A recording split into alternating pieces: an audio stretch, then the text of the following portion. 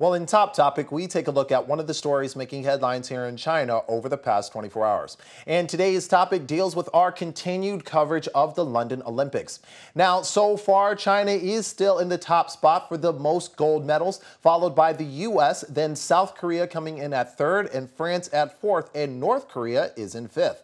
However, the main story seems to be four teams that were disqualified for trying to lose.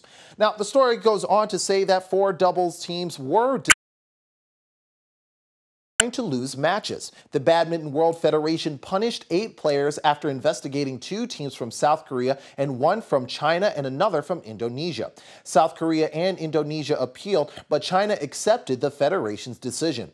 South Korea's appeal was later rejected and Indonesia withdrew its challenge. By his parents, most of his friends are world doubles champions Wang Xiaoli and Yu Yang of China, and their South Korean opponents Jung Kun-un and Kim Ha-na, along with South Korea's Ha Jun-un and Kim Min-jun, and Indonesia's Malena Jauhari and Grace Poli.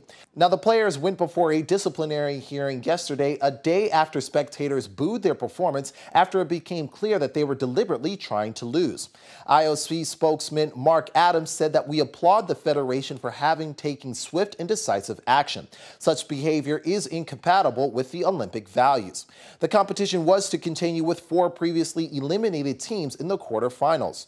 IOC Vice President Craig Reedy, who is the former head of the International Badminton Federation, welcomed the decision to kick the 4 teams out. He said that sports are supposed to be competitive. If you lose the competitive element, then the whole thing becomes nonsense. Sebastian Coe, who is the chairman of the London organizers, called what happened depressing, adding that who wants to sit through something like that? Teams blame the introduction of a round-robin stage instead of a knockout tournament as the cause of the problem. The round-robin format will allow results to be manipulated to earn an easier matchup in the knockout round.